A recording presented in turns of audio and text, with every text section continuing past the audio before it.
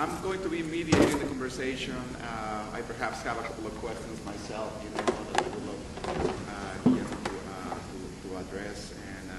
But otherwise, feel free to raise your hands. And if I can see you, I have the lights right in front of me, by the way.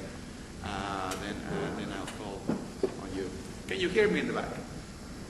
A little louder, a little louder. A little louder? Yeah. Yeah. Okay. Is it because the microphone is working?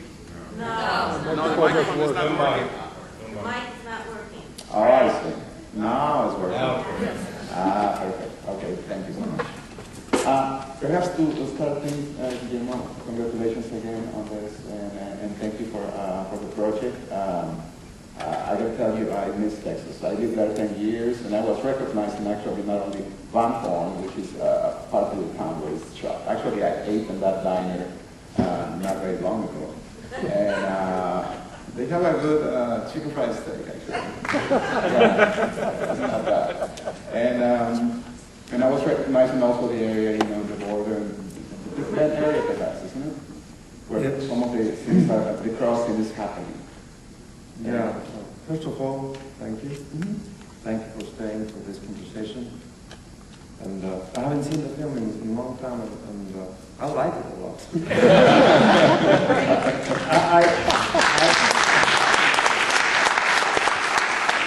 I think that Kennedy is a great director and a great actor. I'm very proud to work with him.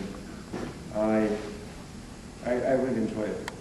And it was shot in basically in that area, Barnholm. The diner you're saying is Chewy's, which I have a long discussion with him because it was election day 4 years ago. We were shooting it.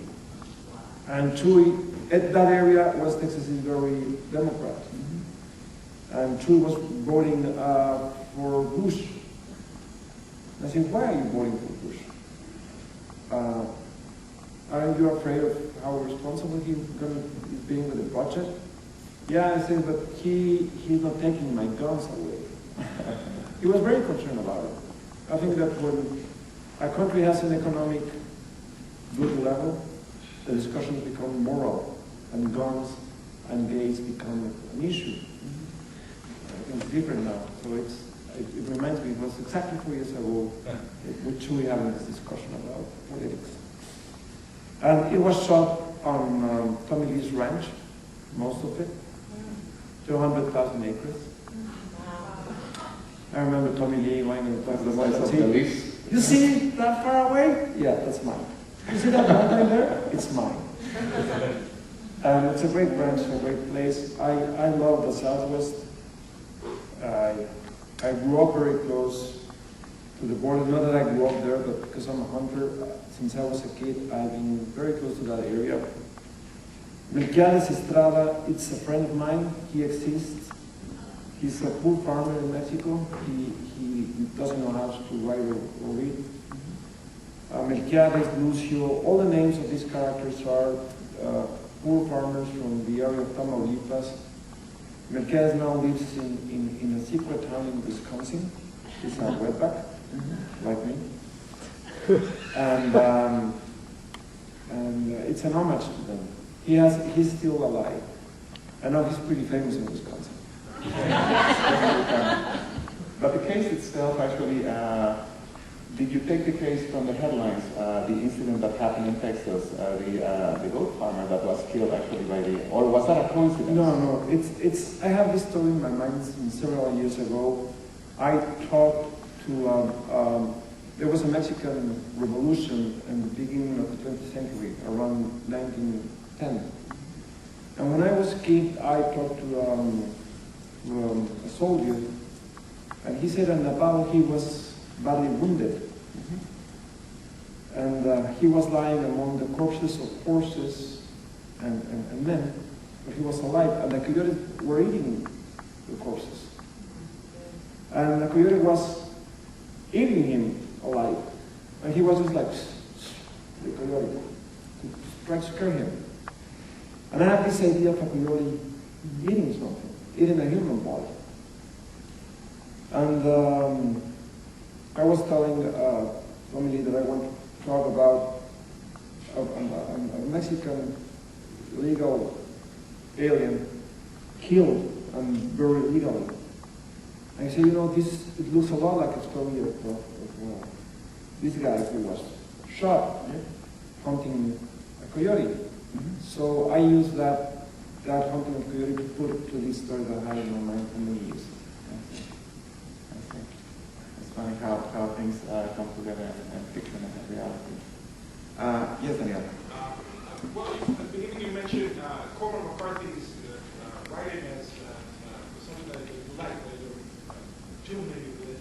Could you relate somehow the structure he gave to the movie to some of his stories or the kind of portrayal that he makes of that area in Mexico with his trilogy, the pretty horses and the crossing and the burning plane?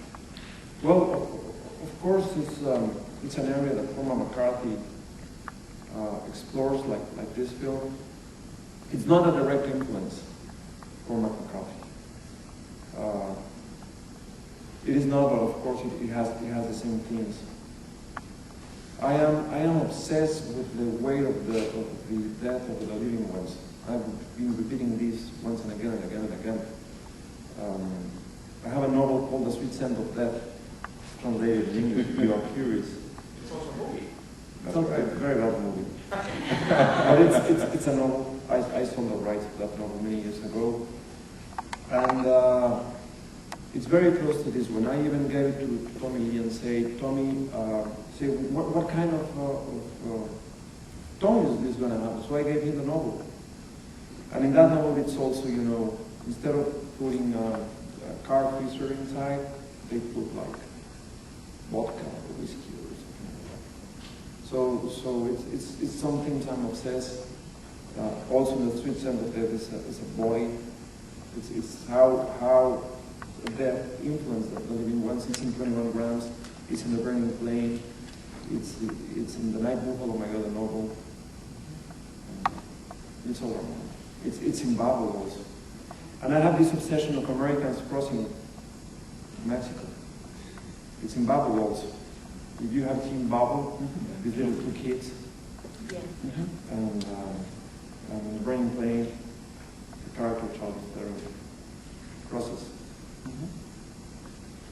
And now in The Burning Plane, you have moved from being the film writer to also being the director.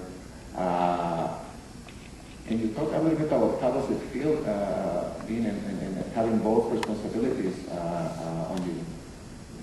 Which doesn't speak to this film, but it speaks more to your trajectory. Well, I've been very happy to participate very closely to this film. Now, you saw the extremely sexy, handsome Mexican cowboy that he No, but I'm going to be doing a Mexico City accent. I know this. Come on, Mexico City accent. This is a Chihuahuan accent. Pure. So now that I'm director, I really enjoy the process. I think that directing it's a lot of fun. I have a lot of fun. I know that I was talking last night with a friend of mine who's a director. He said that he was dying of anxiety. And I said, come on, man, it's a lot of fun. You're outside. You're not in your office writing. You're outside. You see these magnificent landscapes. You horse ride. You have a lot of fun. Yes, sir. Thank you so much for this movie. It's my third time seeing it. Thank you. I love this movie. So you were the guy who paid the ticket? Yeah, I took a lot of friends to see it too. Jimenez, the town, that whole ending seems, like maybe it's allegoric or symbolic, or it seems there's ambiguity about it, especially since he mentions like a rolling stream and we don't really see a stream. And they react to him so much when he, the way they say it doesn't exist. Now, maybe that's something with Spanish. I don't speak Spanish, but it seems very deliberate that the way they're saying it doesn't exist. It almost makes it seem mythological. I wonder if any of that went into your thinking about Jimenez, and also when we finally get a look at that photograph, Melquiades is kind of standing in the back as if he could have been a stranger passing by this family. You don't know for sure.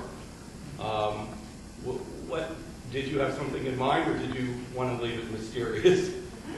Well, from the very beginning, when I began writing this story, I had clear that Jimenez should not exist. Mm-hmm. And he's not lying. Like the ways kids and lonely men don't lie. He was having a fantasy, which is different. Yeah. He's having a fantasy of a life that doesn't exist. If you have a chance to live with these men in these very isolated areas, many of them are completely lonely.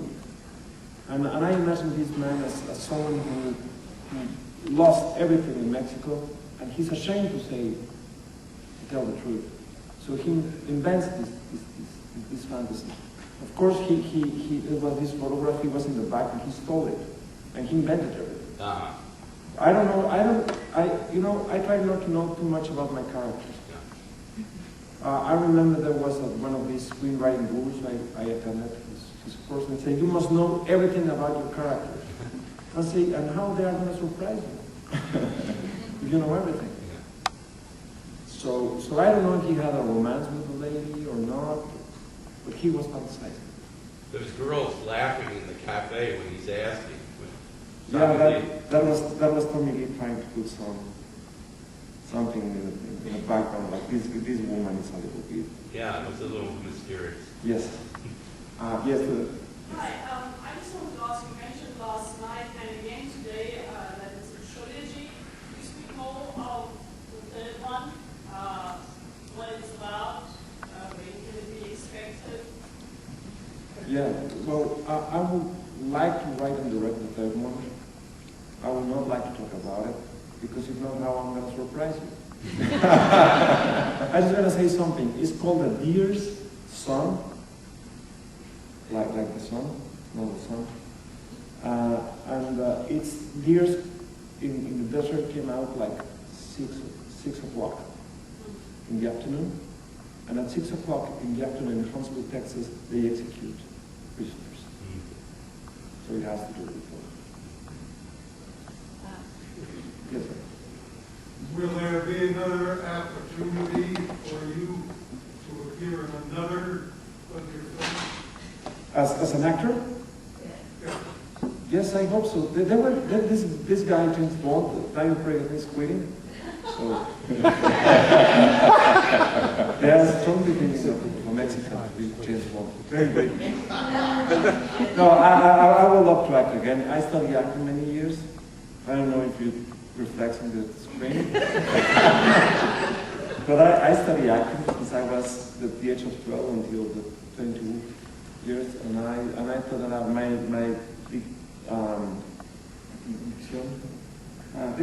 my diction was not very good, so I quit it to become a writer. See. Okay. Yes.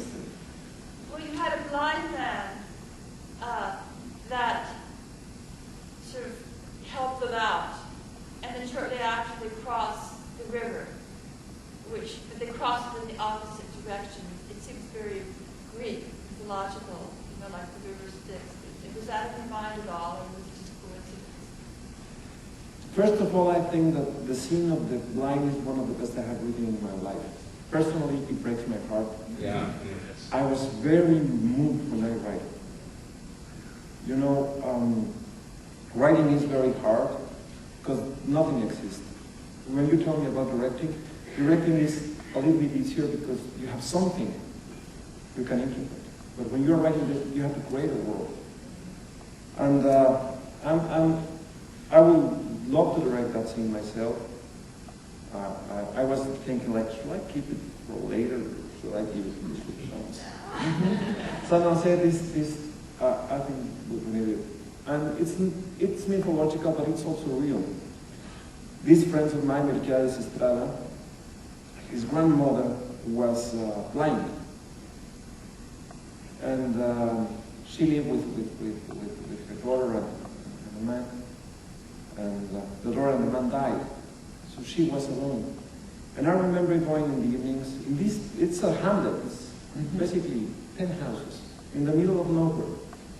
And I used to grab her hand and watch soap operas with her. And she was telling me what's going on. And all the afternoons I go grab her hand and tell her the stories. And she was dying. And she had to cook herself, and that was inspiration for this character. I basically drive all of my stories from real life, from things I have experienced closely. And it has more to do with this grandmother than with Greek mythology. But of course, it has this intention also. And what I intended in this film is try to give dignity to every human life. We sometimes, in media, we see these 1,000 people die in a ship that sunk in Indonesia. The next thing is, and a little kid got up in a tree in New Jersey, and the firefighters come and rescue him. And then we have Britney Spears have a new boyfriend, and it's like, and what about the 1,000 people that died? We're losing the sense of that. So my intention was to give a profound dignity to every human life. And this is not a movie about revenge, because many people say this is a revenge movie. It's not a revenge. Tommy is not looking for revenge. He's seeking for justice. For me, the core of this film, personally, is when he says to the character of Mike Norton, you put them close, Melquiades close. You bring him his cup, you eat him his plate. That's the sense now you're going to become the man you killed, and you're going to understand who he is. So you will understand all the profound damage you had caused to someone. That's the idea of this film. And the transformation that Mike Norton undergoes in the narrative, and Mike Norton here is partly representing, at least to me, the border patrol at large, the securitized environment in which we have lived for a few decades now, especially in the border, and in his own transformation and his final act of contrition. I wonder to which extent that for you is a clear political statement or a political fantasy, as to have the border patrol actually contrite. First of all, I think it would be too simplistic to think that every border patrol behaves like this. That's what I do. Captain Gomez saying, you were over the border. It's like, one thing is getting them and one thing is abusing them. Mm-hmm. And he says, well, there's three that someone has to pick up the strawberries, which is true.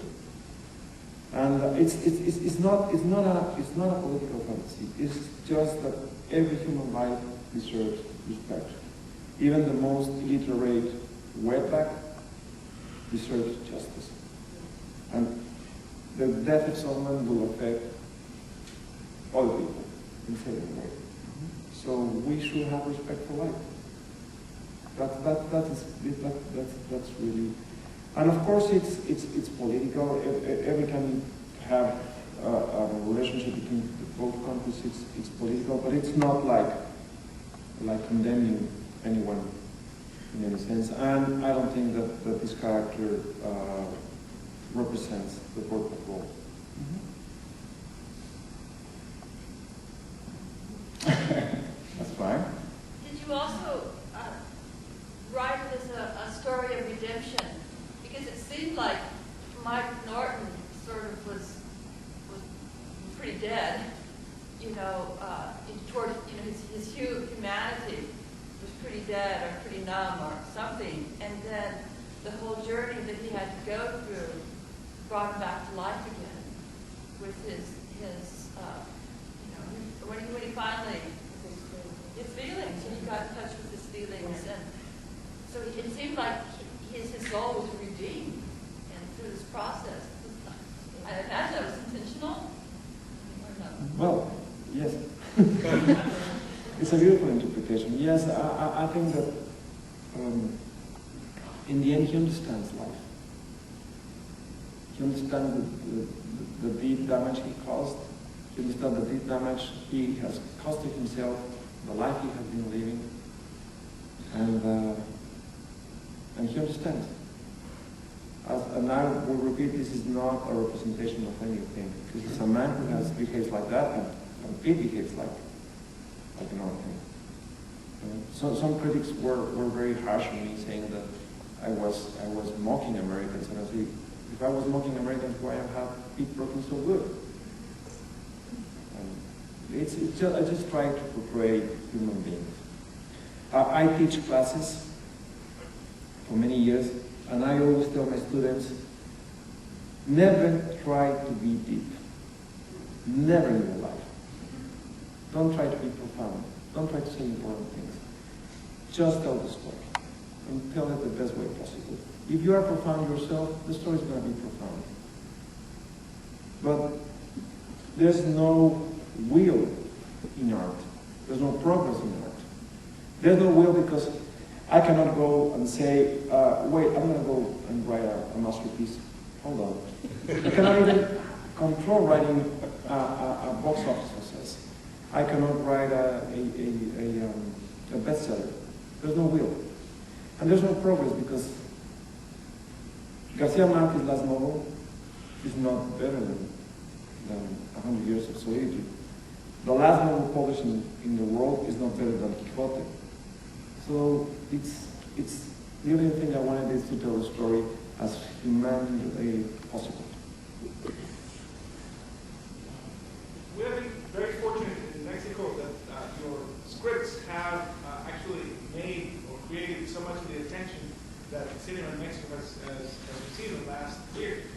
Now that you're starting to direct, I was wondering if are you planning to direct some projects in Mexico and some others in the U.S. or roughly more or less your direction, if you know? Well, first of all, I will be happy to have a job. Right now, I'm unemployed, and yeah, I will direct. I will try to direct more about this common area between Mexico and the United States, which I think is absolutely fantastic and mysterious. Yes. Yes. Question. I've seen your 3 films in the last couple of days, and one is Pedos, and this one, and there's always an element of the foot injuries, and I'm just curious to know if that's, you said you draw your stories from things that happen to you in real life. Are those events that happen often to you, people that you know, and there's significance with the foot injuries, and whether one gets amputated, one has, gets cured, one doesn't? I'm just trying to understand if that means anything in the films. You know, I haven't realized it until now.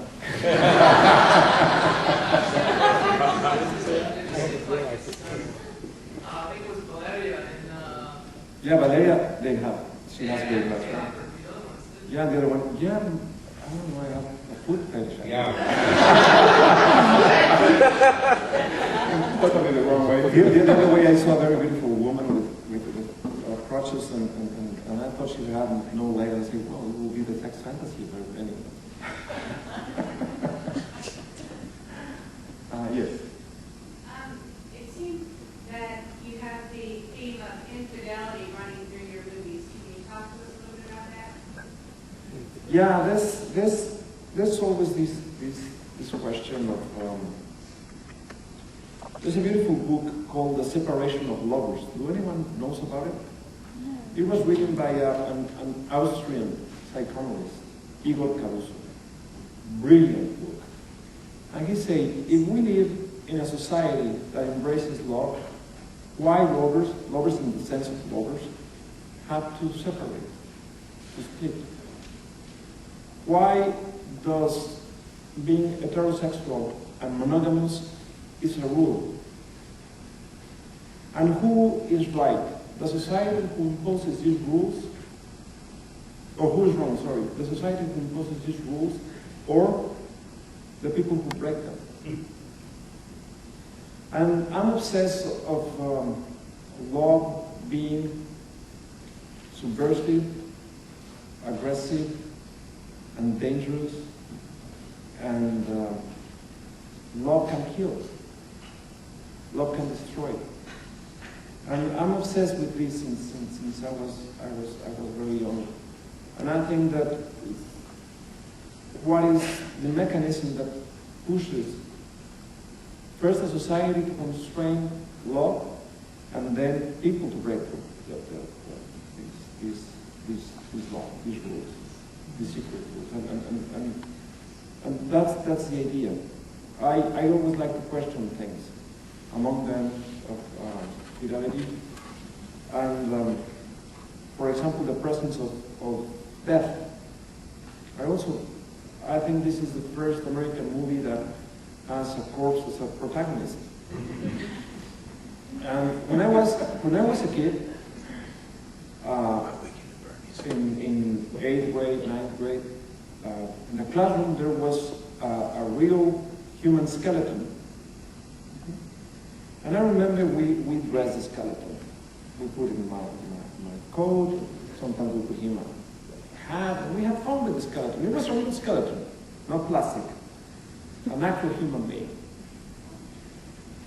That doesn't cause any problem. If I put a skeleton here, nothing happens. But what about if I put a fresh corpse? Will someone put a hat on it? I don't think so. So what means the flesh? What means flesh? What means naked flesh? What means dead flesh? What means flesh breaking the rules through infidelity? So that's the questions I like just to put them in the audience. Yes. I thought it was interesting in the film how Mike and Melquiades actually have a relationship through the young woman. And they actually land up enacting this mutual betrayal and violation without realizing it. Both of them is innocent of knowledge of the connection, and yet one commits adultery with the other one's wife, and the other one in return kills the adulterer. So you wonder what kinds of forces create situations to happen, because there is a justice that's working underneath the human connection or awareness. This was a large discussion I had with Tommy, because actually it was another woman what I originally wrote. And since we tried to create a new world, we decided to do it this way. But I was very concerned about this, that it would look like a divine justice. I don't think that there's divine justice unless in this way. If there's some God that allows this kind of justice, it's not a good God. But all of your films contain that element. I mean, actually, because I was thinking of Amores Perez. Well, I must confess something. I'm an atheist. No, it's not a matter of believing in God. It's a matter of believing in the corrective impulses of the universe to balance things out. I guess what's funny to me is that you're denying this. It presents itself in your narratives. No, yeah, you're right. You know, Luis Buñuel wrote sometime, I contradict myself constantly, and I enjoy it. So maybe I'm going to contradict myself. But what I think is that justice and redemption has to be in this world. And that love and acceptance is the only real chance of hope that human beings have. The only one. In this one is friendship the ultimate kind of love of a friend who through friendship shows this guy the road to redemption. So it's not about divine justice or being accountable. It's about how people can push circumstances and understand circumstances to be redeemed in this life and not wait for the other one. That's what I think. Maybe I'm wrong. We have time for one more question. The gentleman here. Two quick comments. The first one is I think the stroke of genius in this film. The first time I saw the bed was the remark again. Somebody mentioned earlier about the redemption. You wrote another in. I love that line from Mike. Are you going to be okay? Yeah, I that think was that's great. that was genius. Oh, it was. The second thing was my wife's too afraid to bring up herself, so I'll mention it. You mentioned about not believing divine justice, but she leaned over and said, but he yearns for it. You what? But he yearns for it. You don't believe in it, but you yearn for it. Is that accurate? If I yearn for divine justice? Divine justice. Divine justice. Yeah, yearn for it. Divine for divine justice? You said you don't believe in it, and my wife said, but he yearns for it. No, I would like to have human love more than anything else. I truly believe in human beings. I personally think that I have never written a bleak movie. Never. I think that my movies are the most feel-good movies. Really. Because it's easy to have a feel-good movie about people who live lesser problems. But the characters I want to write are characters that go into very deep into the darkest places of human condition, to the extremes of human conditions, and they are able to come back to the light. If that's not a feel-good movie, I don't know what's a feel-good movie. But Amores Perros is a feel-good movie. 21 Grams is a feel-good movie. On the end, life overcomes death. The movie, if you have a chance to saw it last night, The Burning Flame, it's a feel-good movie. And this one is a feel-good movie. These people have a chance to love and be redeemed. What else can we ask for? Really.